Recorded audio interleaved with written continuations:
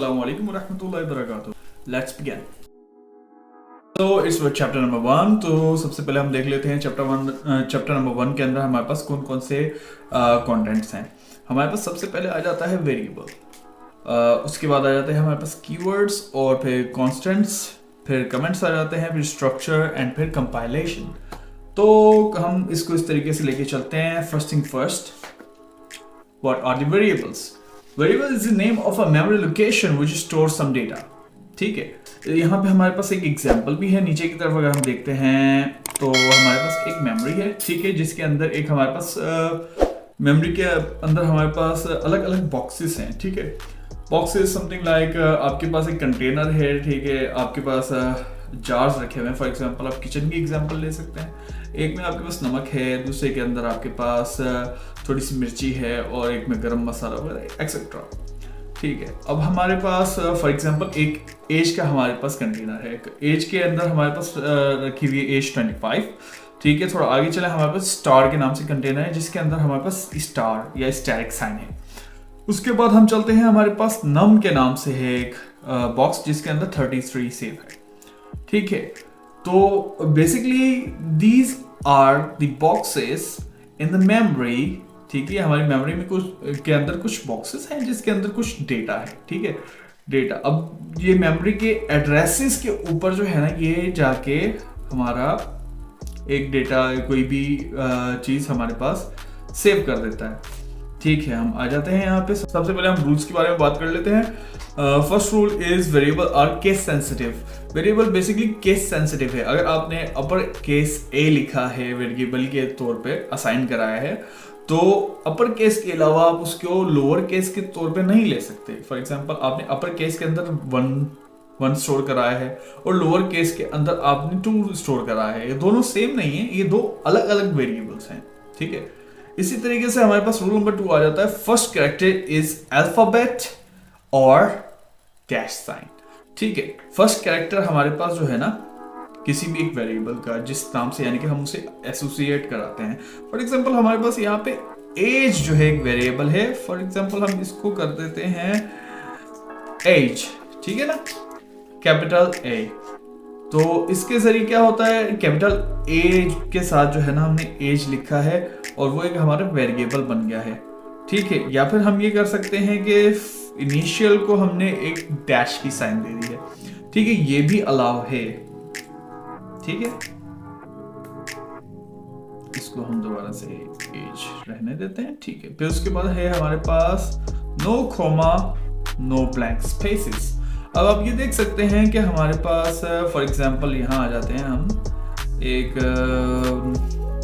Variable बना देते हैं यहाँ पे लाइक इंट ए।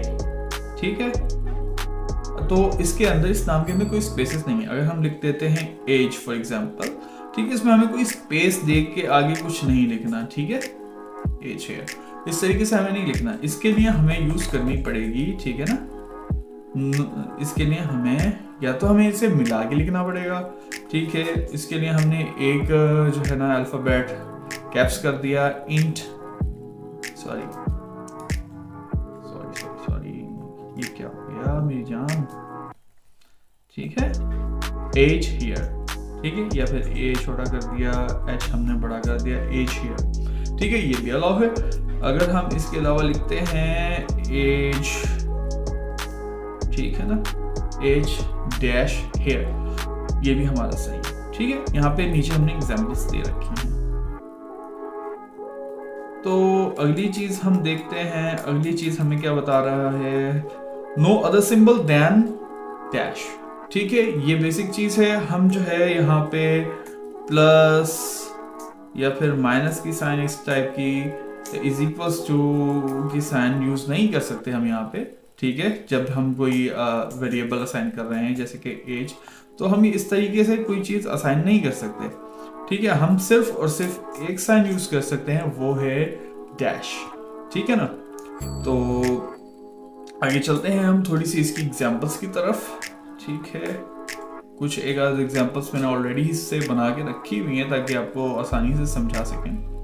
ठीक है, ये हमारा जो है ना, फॉर एग्जांपल एक होता है हमारे पास इंटीजर। ठीक है, डेटा टाइप होती है एक इंटीजर ठीक है, जिसके अंदर सिर्फ और सिर्फ हम न्यूमेरिक वैल्यूज स्टोर करते हैं। अगला होता है हमारे पास कैरेक्टर जो है ना, उसके अंदर फॉर एग्जांपल आप star sign, asterisk, A B C वगैरह सब चीजें इसके अंदर एक कैरेक्टर के अंदर आप स्टोर कर सकते हैं।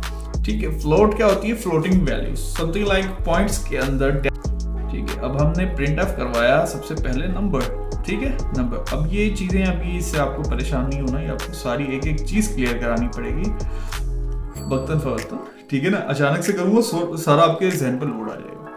तो हमने अभी इस वक्त तो आपको सिर्फ जहन में रखना है। ठीक है ना, हमारे पास इंटीजर के लिए डी रखा जाता है, परसेंटेज डी।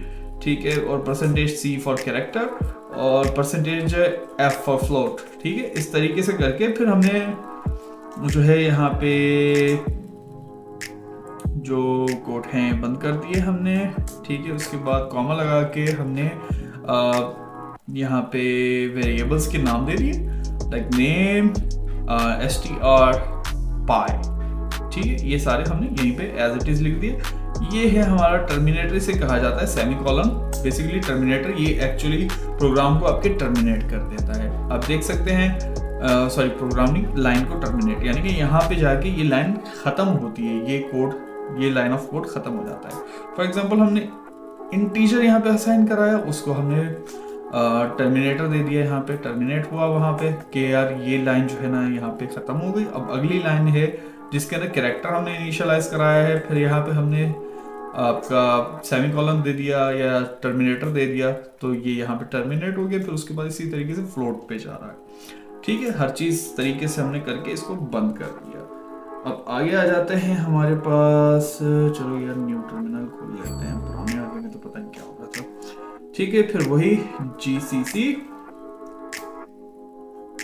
क्या है, वेरिएबल्स डॉट सी। ठीक है, अब यहाँ पे हमने करना है dot A dot E x E inter. Okay, यहाँ पे हमारे पास आ गया नंबर 23 स्टार की वैल्यू। ठीक है, और वैल्यू ऑफ पाई इज, अब आप वैल्यू ऑफ पाई को जरा गौर से देखिए। वैल्यू ऑफ पाई क्या आ रही है हमारे पास? ये आ रही है 3.1400। ठीक है ना, ये हमारे पास आ रही है फ्लोटिंग वैल्यू। ठीक है, it can be very something like points के अंदर जो जा रही है। ठीक है, ये हमारा हो गया प्रोग्राम नंबर 1। वेरिएबल्स के अंदर ही हमारे पास डेटा टाइप्स आ जाती हैं। अलग अलग डेटा टाइप्स है हमारे पास, जैसे कि हमने ऑलरेडी आपको बता दिया है, इंटीजर है, कैरेक्टर है, फ्लोट है। इसी तरीके से हमारे पास डबल होती है, ठीक है ना, और लॉन्ग होती है, लाइक लॉन्ग डबल एक्सेट्रा। ये आगे टॉपिक है, मजीद याद पता चलता जाएगा। उनकी बाइट साइज, उनकी साइज होते हैं बाइट्स के अंदर। लाइक कैरेक्टर का 1 बाइट होता है, यानी कि सिर्फ एक कैरेक्टर जो है 1 बाइट का इसमें स्टोर हो सकता है। इसी तरीके से इंटीजर के अंदर 2 बाइट होते हैं। ठीक है, और हमारे पास जो है इसी तरीके से फ्लोट के अंदर 4 बाइट्स होते हैं, डबल के अंदर 8 और लॉन्ग डबल के अंदर 10 बाइट्स। ठीक है, ये आगे मजीद टॉपिक हैं यार, कोई टेंशन लेने की जरूरत नहीं है। Don't worry. What are the constants? Values that doesn't change, or they called fixed values. तो let's see कि constants होते क्या हैं। सबसे पहले बात कर लेते हैं types of constants की। First of all, integer constant. Second is real constants. Third are characters. ठीक है, character constants. अब इंटीजर कांस्टेंट आपको पता है, जैसे कि 1 2 3 4 0 -1 -2 समथिंग लाइक दिस। ये आपके इंटीजर कांस्टेंट्स हैं। जो हम बात करते हैं रियल कांस्टेंट्स है, something like real numbers. Real number क्या होते हैं? 1.0 2.223 या फिर पाई की वैल्यू ले लें 3.14, इस तरीके से, या माइनस में ले लीजिए -2.4 समथिंग। ठीक है ना, ये हो गए आपके रियल कांस्टेंट्स। ठीक है, या रियल वैल्यूज। ठीक है, इसी तरीके से हमारे पास कैरेक्टर कांस्टेंट्स हो जाते हैं। Character constant something like A B, capital A B, asterisk, and% something like that. ठीक है ना, ये वो वैल्यूज हैं जो चेंज नहीं होती। ठीक है ना, तो अगला है हमारे पास टॉपिक, वो है कीवर्ड्स। ठीक है, what are the keywords? Keywords are basically reserved words that have special meaning to compiler. ठीक है, हमारे पास जैसे 32 कीवर्ड्स होते हैं in C language which can not be use as variables, जो वेरिएबल के तौर पे इस्तेमाल नहीं हो सकते। फॉर एग्जांपल यहाँ पे हमारे पास आ गया जैसे कि इंट मेन आ गया, ठीक है, यहाँ पे हमारा stdio.h वगैरह और काफ़ी सारे, जैसे कि इंटीजर को ही हम इंट नहीं लेना चाहते या नहीं ले सकते, ठीक है, हम यहाँ पे प्रिंट एफ को इंट नहीं ले सकते, रिटर्न को इंटर नहीं ले सकते। ये कुछ स्पेसिफिक वर्ड्स हैं, ठीक है ना, जिनकी स्पेशल मीनिंग है सी लैंग्वेज के कंपाइलर के लिए, ठीक है, वो उनको उसी जुमरे में इस्तेमाल करता है। फॉर एग्जांपल हम यहाँ पे लेते हैं, ठीक है, फॉर एग्जांपल इंट, ठीक है, फॉर एग्जांपल हमने इंट ले लिया, क्या हो रहा है यहाँ पे एरर जनरेट कर रहा है। आप इंट जो है हमारे पास एक कीवर्ड है, ठीक है, ऑलरेडी एक कीवर्ड है, कंपाइलर उसको एज ए कीवर्ड यूज कर रहा है। अब हम उसको वेरिएबल नहीं बना सकते। फॉर एग्जांपल यहाँ पे हम फ्लोट कर देते हैं, इसको भी एज ए कीवर्ड उठा रहा है, देख रहे हैं आप यहाँ पे एरर शो हो रहा है। इसके अलावा यहाँ पे हम कैरेक्टर लिख देते हैं 4, इसे भी एज ए कीवर्ड ले रहे हैं, ठीक है, मेन लिख देते हैं। अब मसला ये है, हमने इसको यहाँ पे कर तो दिया, ठीक है, ये इंटीजर भी बन गया, लेकिन कल को जाके हम अगर अपने कोड में कई जगह पे यूज करते हैं तो ये एज एन इंटीजर आ रहा होगा और ये इसका हमें कोई इससे हमें उल्टा परेशानी ही होगी, ठीक है। तो हम कोई एक ऐसा नाम रखेंगे जिसकी कोई एक स्पेसिफिक मीनिंग हो और प्रोजेक्ट के अंदर हमने किसी जगह पे उसे यूज किया हुआ हो, ठीक है ना, किसी मतलब के तौर पे या किसी इंफॉर्मेशन स्टोर कराने के लिए। फॉर एग्जांपल यहाँ पे हम लिख देते हैं स्टोरेज, ठीक है, और यहाँ पे हम इसको वैल्यू असाइन कर देते हैं 888 जो भी है, ठीक है, वैल्यू असाइन हो गई, नो प्रॉब्लम। अब अगली बारी आती है प्रोग्राम स्ट्रक्चर की, ठीक है। सबसे पहले हम ये देखना चाहते हैं कि यार हमारे पास ये इंक्लूड क्या है और stdio.h ये हमारे पास क्या है। इंट मेन हमने क्यों लिखा है, इसको void क्यों छोड़ा, यानी कि खाली यहाँ पे हमने ब्रेसेस दिए हैं, फिर उसके बाद हमने इसको कर्ली ब्रेसेस में ऑन किया है। What is this all sheet about, ठीक है, सॉरी, वेल सबसे पहले हम देखते हैं स्टैटिक इंक्लूड stdio.h। ये कुछ बेसिकली कुछ फाइल्स होती हैं हमारे पास जो सी की अपनी एक वास्ट लाइब्रेरी के अंदर एग्जिस्ट करती हैं। इस वक्त हम इसकी डिटेल में नहीं जाएंगे, हम रफली बताएंगे। ये कहलाती हैं प्री प्रोसेसर डायरेक्टिव्स, ठीक है ना, ये आपकी जो stdio.h है, ठीक है। उसके बाद हमारे पास ये आ जाते हैं ये दो ब्रैकेट्स जिसको हम पैरेंथेसिस कहते हैं, ठीक है। उसके बाद हमारे पास कर्ली ब्रेसेस आ जाते हैं, ठीक है, ये आ गए कर्ली ब्रेसेस, ठीक है। stdio.h को हमें हमेशा लिखना होगा, इतनी बात हमें जहन नशीन करनी है फिलहाल, ठीक है। उसके बाद हम आ जाते हैं हमारे इंटीजर्स वगैरह, ठीक, जैसे कि इसके बारे में बात कर ली है हमने, और हमारे पास printf के ऊपर आ जाते हैं। printf, what is this? printf basically use किया जाता है किसी भी आपके मैसेज को, किसी भी वैल्यू को, किसी वेरिएबल को यूजर के सामने प्रिंट करने के लिए, ठीक है। जब हम देखते हैं कि कोई कोड कर रहे हैं, अब हम चाहते हैं कि यार उसका आउटपुट हमें दिखाई दे, तो उसके लिए हम लोग यूज करते हैं printf की कमांड, ठीक है ना। printf के अंदर हमने इसका फॉर्मेट क्या होता है, हमने इसके अंदर, ठीक है ना, कोट्स दिए, डबल कोट, फिर उसके बाद सारी की सारी अपनी इंफॉर्मेशन लिखी, जैसे कि हमने अपने फर्स्ट प्रोग्राम के अंदर किया था। क्या किया था? फर्स्ट प्रोग्राम के अंदर हमने हेलो वर्ल्ड प्रिंट कराया था। किस तरीके से, आइए बात करते हैं, ठीक है। printf, ठीक है, और यहाँ पे जैसे कि मैंने आप लास्ट थोड़ी देर पहले बताया कि टर्मिनेटर देना है, हेलो वर्ल्ड, ठीक है, ये आ गया हमारा। अब एक आध चीजें और भी देखने वाली यहाँ पे ये हैं कि जब हम इस कोड को रन करेंगे, सबसे पहले आ जाते हैं, चलो हम इस कोड को रन कर लेते हैं, दोबारा से एक क्लास पहली वाली भी कर लेते हैं, variables.c, ठीक है। उसके बाद a.exe, तो हम यहाँ पे देख रहे हैं कि एक लाइन को इसने प्रिंट ही नहीं किया। Why is that so? दोबारा सेव करके देखते हैं, आ जाओ फिर से सॉरी, मैं जज्बात के बहाव में गया। वेरिएबल्स डॉट सी पे आ जाओ दोबारा से, ठीक है। अब इसके बाद हमारे पास वही सेम स्टेप यार, exe। तो अब हम देखते हैं कि हेलो वर्ल्ड, फिर उसके बाद हमारे पास नंबर आ गया, फिर उसके बाद हमारे पास str की वैल्यू आ गई, उसके बाद पाई की वैल्यू आ गई। तो एक बेसिक चीज यहाँ पे देखने वाली ये है कि यार ये प्रोग्रामिंग लैंग्वेज पहले हेलो वर्ल्ड प्रिंट करवा रही है, उसके बाद हमारे पास बाकी की चीजें प्रिंट करवा रही है। तो हमें एक कॉन्सेप्ट समझ आ रहा है कि ये programming language line by line चल रही है, ठीक है ना, लाइन बाय लाइन। पहले फर्स्ट लाइन को इसने रीड किया, ठीक है। सबसे पहले यहाँ से आ जाए कि इसने सारा स्ट्रक्चर देखा, यहाँ पे अगर कोई गलती हो जाती, फॉर एग्जांपल यहाँ पे मैं कोई एरर कर देता हूँ, ठीक है, फॉर एग्जांपल लाइक दिस। फिर यहाँ पे मैं आ जाता हूँ यार जीसीसी आपकी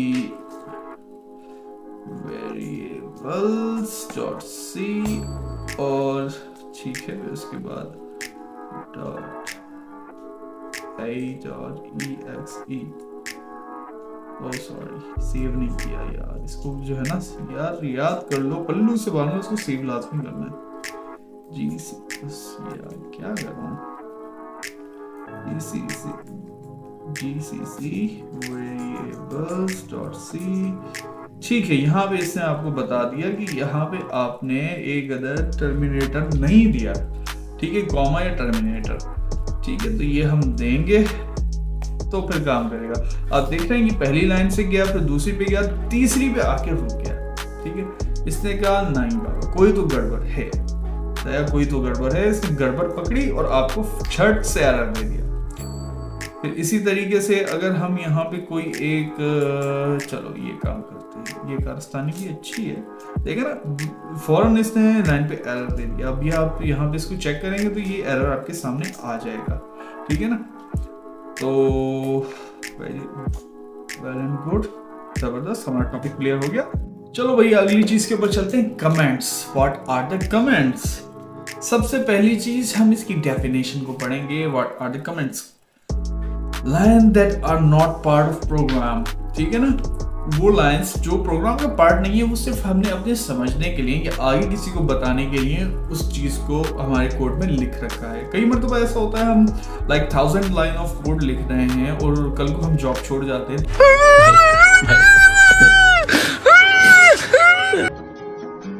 बड़ा इशू हो जाएगा, उसे दोबारा से उसी प्रोग्रामर को बुलाना पड़ेगा। ऐसे में बड़ा सख्त लौंडा हूं, लेकिन यार यहाँ में पिघल, फिर एक एक चीज को, हर चीज को समझाना पड़ेगा। उससे आसान तरीका ये है कि आप कमेंट्स के जरिए एक एक चीज जो है ना बयान करते हैं। फॉर एग्जाम्पल सबसे पहले हमने देखें हेलो वर्ल्ड किया है, फिर सिंगल लाइन कमेंट्स ये होते हैं हमारे पास, डबल स्लैश, ठीक है, यहाँ पे लिख दिया this code runs hello world, sorry W यहाँ भी आ गया, डब्ल्यू हो गया, वाह, ठीक है। ये हमारी फर्स्ट लाइन हो गई। सेकंड लाइन में हमने बता दिया भाई आपको कि अगला प्रोग्राम, ठीक है, वेरिएबल्स प्रिंट करेगा। This code will run variables, ठीक है ना। अब हम देखते हैं क्या ये लाइंस हमारे कोड को, हमारे प्रोग्राम को डिस्टर्ब कर रही हैं। आई गेस नो कर रही हैं, नहीं कर रही, देख लेते हैं, आ जाओ gcc variables डॉट सी। अब एवरीथिंग इज फाइन अल्हम्दुलिल्लाह। चलो अब रन करते हैं .a.exe, enter, no problem at all, बिल्कुल जबरदस्त तरीके से रन किया है। अच्छा एक चीज और यहाँ पे आपको क्लियर कर दूं, ये जो हेलो वर्ल्ड आ रहा है ना, ठीक है ना, हेलो वर्ल्ड, वेट, ये जो सर हेलो वर्ल्ड आ रहा है ना, ये हमारे नंबर की वैल्यू के साथ मिल गया है।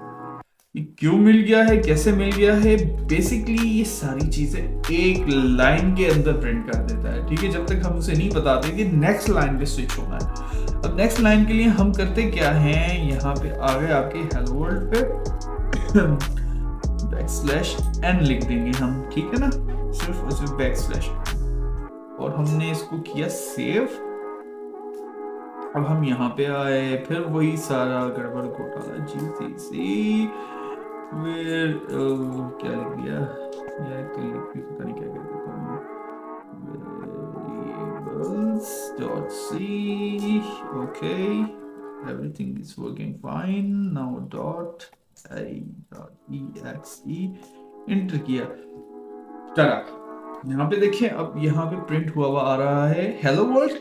नेक्स्ट लाइन पे स्विच कर गया, उसके बाद नंबर वगैरह की वैल्यूज, ठीक है ना। अब एक और चीज भी हमारे पास होती है, चलो भाई आज लगे हुए हैं तो ये भी कर लेते हैं। \t भी एक नाम की चीज हुआ करती है।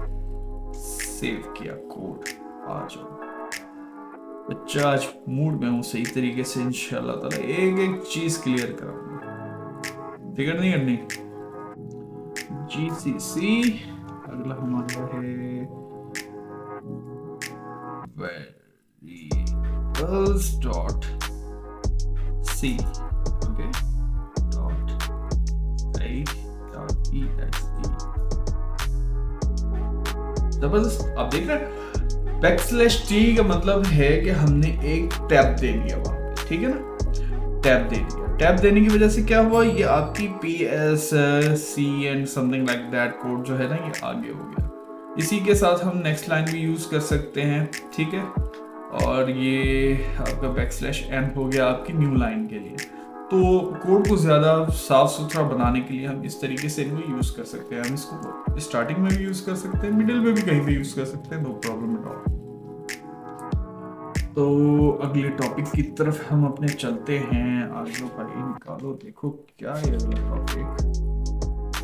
जी सर, आउटपुट इनपुट हमने कर लिया है, सही, नो प्रॉब्लम। अच्छा, एक चीज और जो मैं उस वक्त आपको नहीं बता रहा था वो था कि आपका व्हाट आर दीज। %d क्या है? बेसिकली %d, %f और %c जो है हमारे पास फॉर्मेट स्पेसिफायर्स हैं। ये हमें बताते हैं कि कौन सा फॉर्मेट यानी कि यूज करना है। अब हमारे पास ये आ गया हमारे पास आउटपुट दिखाने के लिए, ठीक है। एक और चीज होती है हमारे पास इनपुट के लिए, ठीक है। इनपुट कैसे लिया जाता है यूजर से, ये भी आपको सिखाते हैं यार, कोई मसला ही नहीं है, चुटकियों का काम है। आज न्यू फाइल बना लेते हैं, यहाँ पे आ जाएं, क्या नाम रखें उसका, इनपुट रख देते हैं, ठीक है। ओ नो, इनपुट मगर क्या, यहाँ पे रीनेम कर देते हैं .c।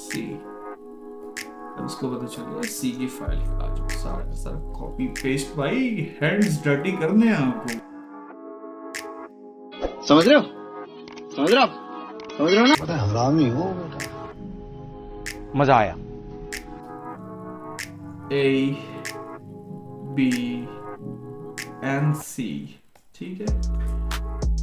बस ऐसे ही यार दिल कर रहा है मैं आज।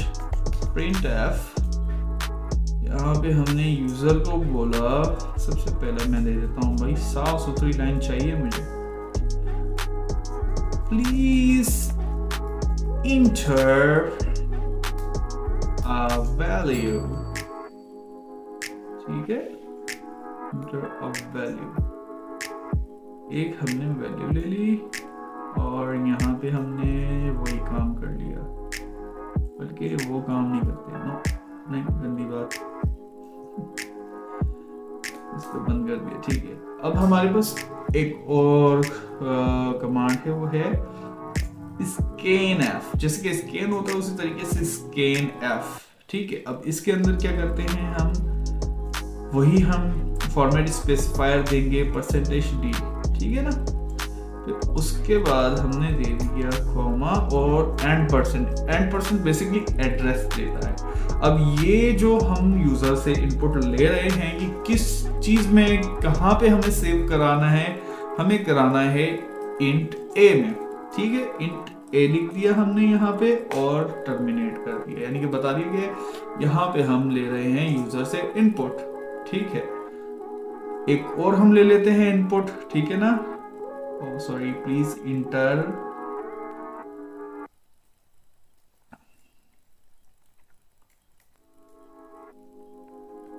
value for a, ठीक है, यहीं पे इसको कॉपी शरीफ करेंगे, शाबाश बेटा, कॉपी शरीफ, ठीक है, नीचे आ गए, यहाँ पे वैल्यू फॉर b कर देते हैं, b, ओके, यहाँ पे हमने इसको बता दिया this is b। I guess कि चलो फिलहाल तो इंटीजर के साथ ही खेलते हैं, कोई गलती कोई नहीं, ठीक है, वैल्यू फॉर b हो गई। और सर जी हम यहाँ पे अब करेंगे printf, ठीक है ना, फिर हमने क्या वही काम करते हैं, format specifier the sum of value a and b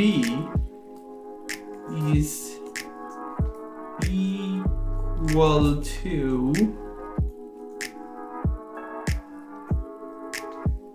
ठीक है ना, is equal to percentage d, ठीक है। अब यहाँ पे बताना है कि यहाँ पे हम किस वेरिएबल के अंदर उस वैल्यू को जमा करने वाले हैं, c, ठीक है ना, हम a प्लस b भी कर सकते हैं, सही, this is not an issue, लेकिन चलो अभी फिलहाल इजी चीज करा देते हैं, ठीक है ना, c is equals to a plus b, ठीक है। अभी आ गए आपके दोनों आपके वेरिएबल्स ऐड हो गए और वो वैल्यू गई c में, ठीक है। यहाँ पे हमने इसको टर्मिनेट किया, सेव कर दिया, हो गया ना भाई सेव, भैया सेव हो गया ना। चलो हमने gcc inputs.c, ठीक है, यहाँ पे आ गया ./a.exe, हमने वैल्यू दे दी पहली 5, ठीक है, सेकेंड 3 इज इक्वल्स टू, सही आ रहा है क्या, 5 + 3 8, ठीक है ना। तो इस तरीके से हमें इनपुट लेना है और आउटपुट किस तरीके से प्रिंट कराना है।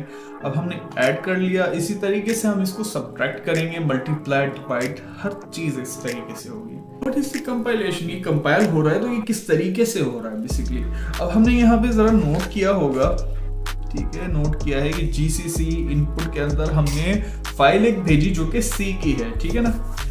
चलो सबसे पहले हम डेफिनेशन देख लेते हैं, a computer program that translates C code into machine code। पहली हमने, अगर आपको याद होगा, हमारी सबसे पहली जो प्रोग्रामिंग रिलेटेड वीडियो आई थी जिसके अंदर प्रोग्रामिंग का कोड कॉन्सेप्ट समझाया गया था, उसके अंदर यही था कि एक ह्यूमन अंडरस्टैंडेबल लैंग्वेज को मशीन लैंग्वेज के अंदर कन्वर्ट किया जाता है, ठीक है ना, मशीन लैंग्वेज, क्योंकि मशीन समझती है 1 and 0, ठीक है ना। तो हमने यहाँ पे क्या किया है, कंप्यूटर जो है, जो हमने उसको सी की फाइल दी है, उसको हमारा कंपाइलर मशीन लैंग्वेज में जनरेट करता है और कंप्यूटर को समझाते हैं कि यार काम ये है, बेसिकली करना ये है। तो इसका डायग्राम इस तरीके से बनता है कि hello world.c, ठीक है, कंपाइलर में गई और फिर वो a.exe फाइल के अंदर जनरेट हो गई, ठीक है, उसकी a.exe फाइल जनरेट हो गई, ठीक है, जो कि कंप्यूटर अंडरस्टैंडेबल है। कंप्यूटर को पता चला आपने वो exe फाइल रन की तो उसके बाद वो सारा काम परफॉर्म हो गया जो बेसिकली आपने कोड में कहा था, क्योंकि exe जब आप क्लिक करेंगे तो वो उसको ऑलरेडी पता चल गया, हाँ यार ये कंपाइल होगा, फिर कंप्यूटर से वो काम करवा लेगा, ठीक है ना, क्योंकि कंप्यूटर मशीन लैंग्वेज समझती है, ठीक है ना। ये क्लास थोड़ी ज़्यादा लेंथी नहीं हुई क्योंकि मैंने कोशिश करके हर एक चीज़ को डिटेल में समझाने की कोशिश की है आपको, और सारी रियल वर्ल्ड एग्जांपल्स दी हैं। आप इसके ऊपर प्रैक्टिस क्वेश्चन बना सकते हैं, इंशाल्लाह वक्तन फ़वक्तन एक दो क्वेश्चन या इसकी रिपीट एक क्लास रखूँगा जिसके अंदर हम लोग इससे रिलेटेड छोटे मोटे प्रोग्राम्स बनाएंगे। तो आई होप कि आपको ये वीडियो बहुत अच्छी लगी होगी, तो ज़्यादा से ज़्यादा इसको शेयर करें, ज़्यादा से ज़्यादा लोगों को बताएं इसके बारे में, ठीक है। और कमेंट्स के अंदर लाजमी मुझे बताएं किसी किस्म की अगर कंफ्यूजन होती है, कोई बात समझ नहीं आती है, feel free, okay. So hope you like the video and please like, subscribe and share as much as you can. Assalamu alaikum.